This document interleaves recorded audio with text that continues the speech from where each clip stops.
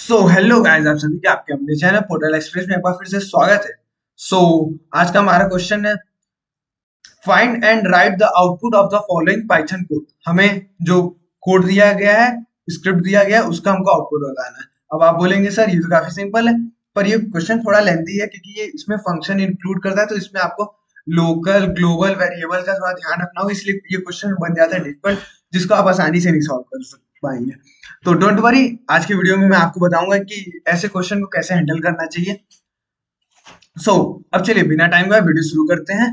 Video शुरू करने से पहले मैं आपको बात बता देना चाहता हूँ कि अगर ये कोड आपको रिटर्न फॉर्म में चाहिए तो आप हमारी वेबसाइट पे आ सकते हैं, इसका मैं लिंक डिस्क्रिप्शन में दे दूंगा। आप यहाँ से आके इजिली इसको कॉपी करके अपने कंप्यूटर में रन करा के देख सकते हैं। चलिए अब बिना टाइम का वीडियो शुरू करते हैं और आज कुछ नया सीख लेते हैं।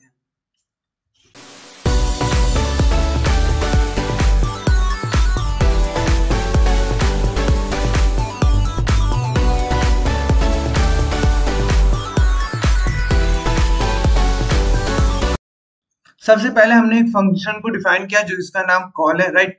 उसके बाद हमने p की वैल्यू 40 रखी है। इसका मतलब q की वैल्यू 20 रखी, इसका मतलब क्या हुआ, अगर यूजर ने p और q की वैल्यू पास नहीं की फंक्शन में तो बाय डिफॉल्ट ये हमारी वैल्यू आ जाएगी, राइट।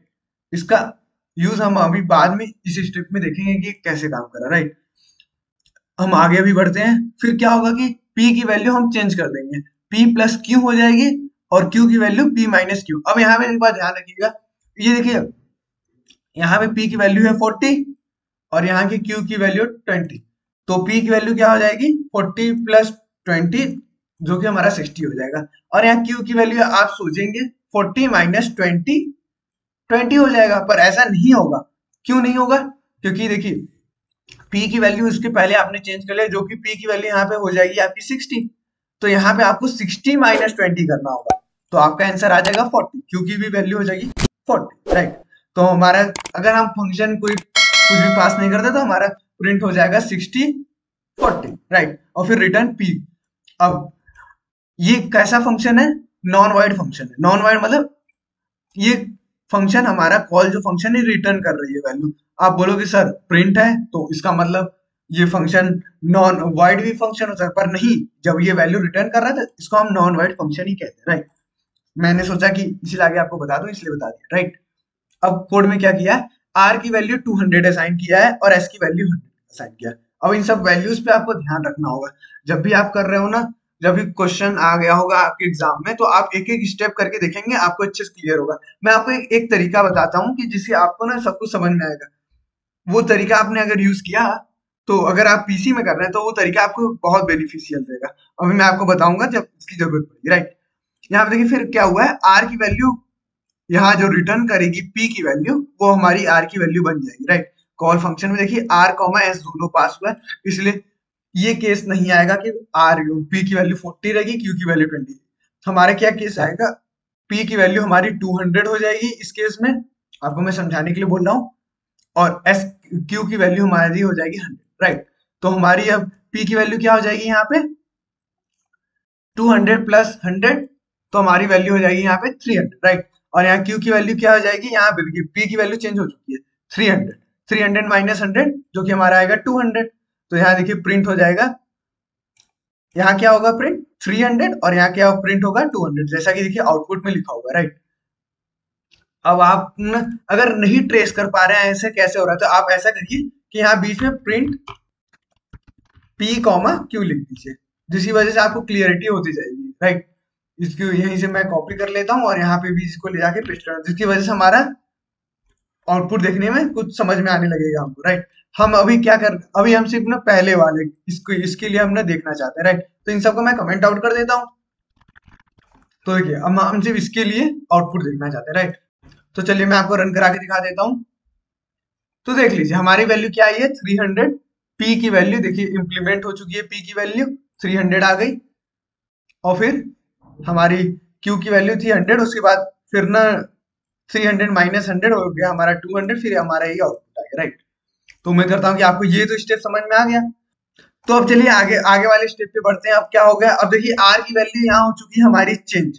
क्या हमारी वैल्यू हो चुकी, जो p की वैल्यू, p की वैल्यू क्या हुई थी, याद करिए 300, p की वैल्यू देखिए हमारी 300 हुई है।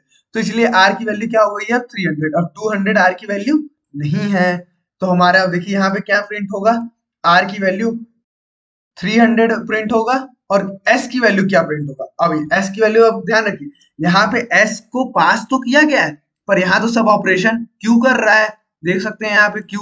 तो इसका मतलब क्या हुआ कि हमारा एस पे कोई अफेक्ट नहीं होगा। तो यहाँ पे हमारा क्या होना चाहिए, एस की वैल्यू जो इनिशियल वैल्यू है वही हमारा प्रिंट होगा। और आर के भी केस में देखिए, आर को यहाँ असाइन किया गया इसलिए आर की वैल्यू यहाँ चेंज हुई है, नहीं तो ऐसे नहीं चेंज हुई, राइट।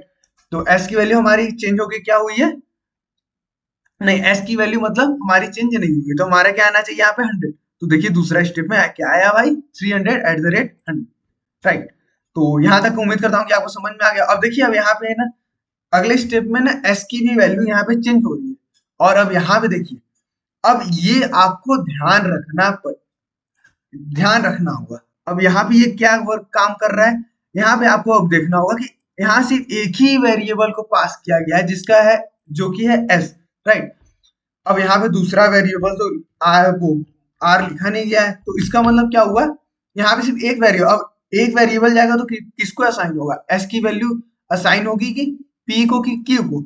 इसका ये आप पढ़ रखा होगा कि जो सबसे पहले होगा हमारा एक अरेंज ऑर्डर में चलता है, राइट। तो इससे क्या होगा कि एस की जो वैल्यू असाइन होगी वो पी को होगी, ना कि क्यू को होगी। क्यू की वैल्यू अब ऑटोमेटिक बाय डिफॉल्ट 20 ले लिया जाएगा फंक्शन के अंदर। एस की वैल्यू क्या है हमारी, जो कि पी की वैल्यू बन गई है, एस की वैल्यू यहाँ याद करिए, यहाँ थी 100, तो यहाँ पे हो जाएगी पी की वैल्यू 100, राइट। और यहाँ पे क्यू की वैल्यू रहेगी 20 ही, तो अब पी की वैल्यू क्या आ जाएगी हमारी 100 प्लस 20, जो कि हमारा हो जाएगा 120, राइट। और यहाँ पे वो प्रिंट हमने लगाया है, राइट। उसके बाद क्यू की वैल्यू क्या हो जाएगी 20 है, याद रखिए। और पी की वैल्यू क्या हो जाएगी, यहाँ पे आपने क्या कर रखा है 120 हो जाएगा, तो 120 माइनस 20 कर देंगे तो क्यू की वैल्यू हो जाएगी 100। और फिर यहाँ पे प्रिंट हो जाएगा हमारा पी की वैल्यू क्या हो जाएगी 120 और क्यू की वैल्यू हो जाएगी 100। तो हमारा देखिए आउटपुट क्या आया है, यहाँ पे देख सकते हैं 120 @ 100 आया है, राइट। और फिर रिटर्न पी, पी की वैल्यू कितनी है हमारी 120, तो मतलब एस की अब वैल्यू हो चुकी है 120। और आर की वैल्यू यहाँ पे कितनी थी, हमने जो कैलकुलेट की थी वो थी 300।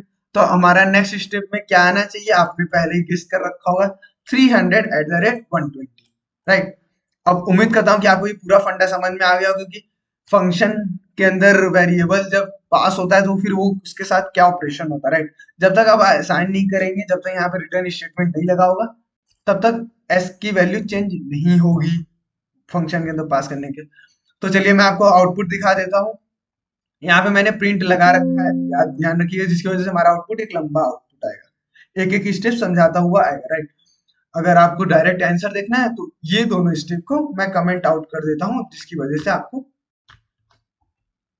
सीधा क्वेश्चन का आपको आउटपुट अपना दिखेगा, जो कि हमारा आउटपुट जो कि सही है, जो हमने समझा, राइट। तो अगर आपको इसमें कोई डाउट होता है तो आप हमसे कमेंट करके पूछ सकते हैं, हम उसका रिप्लाई देने की जल्दी पूरी कोशिश करेंगे। सो गाइस आज की वीडियो सिर्फ इतना ही, अब आपसे मिलते हैं नेक्स्ट।